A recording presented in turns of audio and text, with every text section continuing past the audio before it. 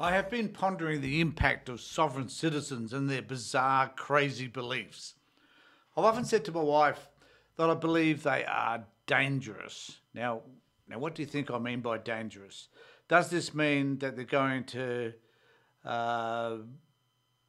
produce knives, guns, and slaughter all of those people who don't believe the same things that they do? Well, actually, I'm not too sure. I don't necessarily think that most of them see themselves as violent, but I can assure you that some are.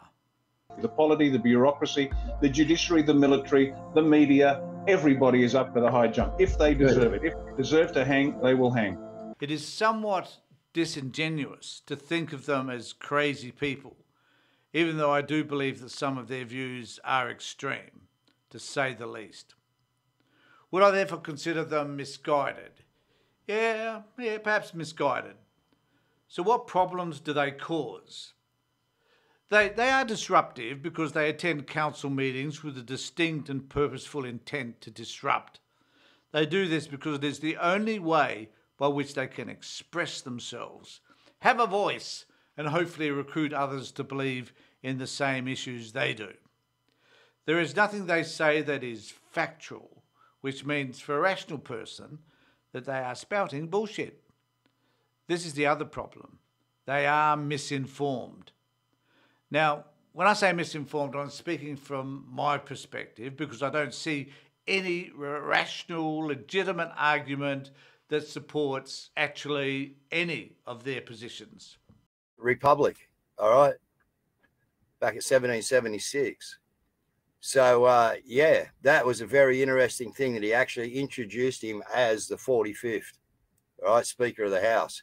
So, in some other news I've got, guys, these guys seem like they're not really giving up. They we just, look, guys, whatever happens in the next couple of days, this week, whatever, we keep doing what we're doing, okay?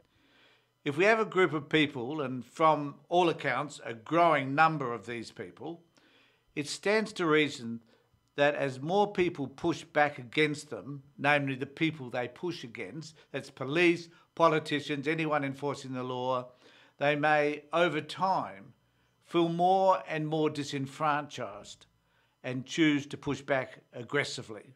Ricardo Bossi was invited to speak at my place in November, well after his repeated comments advocating violence became public. He has his views, they aren't my views. There'll be people in here that have views that aren't my views also. We're trying to be in the middle and be collaborative and not divisive. When they have appeared at council meetings, their behaviour has been so aggressive that in relation to some of those meetings, they've had to be cancelled. And certainly some members of the council have been feeling unsafe with that level of aggression. Even though it is only yelling and shouting and abusing, it as yet has not become violent. But I predict it will. There have been instances where they have been arrested for disturbing the peace, and those that were arrested reach a status of martyrdom amongst their supporters. They turn up in court advocating that they are persons and refuse to be part of the corporation, which for them is the system. They babble pseudo-legal jargon, which must be very frustrating for the legal fraternity. Judges, I guess, would like to tell them to bugger off, but they give them the respect that any individual deserves. Even though they don't win the cases, they do remain persistent. It is like trying to tell a 10-year-old that Father Christmas does not exist.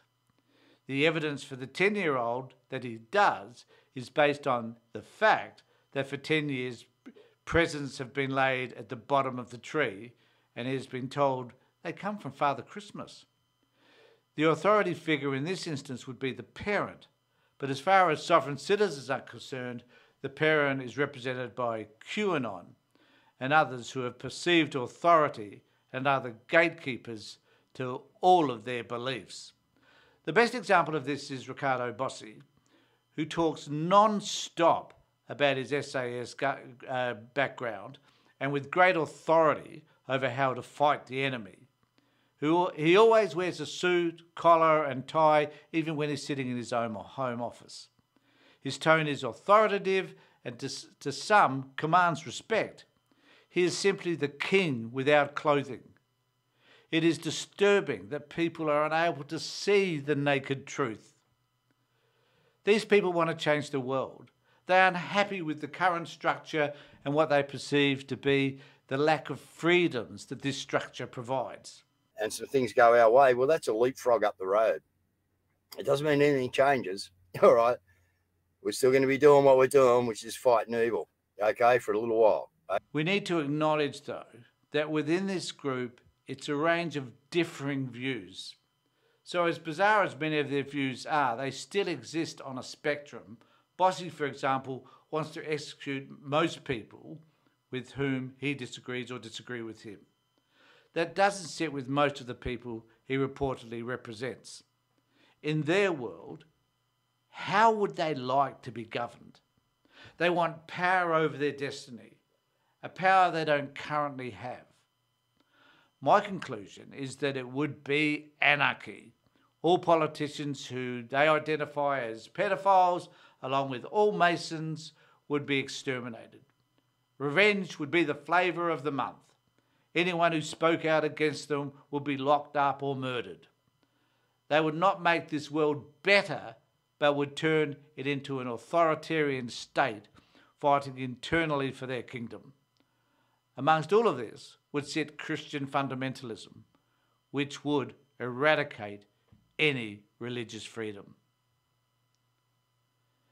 Even though they currently sit as this kind of irritation, these types of irritations become infectious and then manifest themselves over the whole body until it is unrecognisable.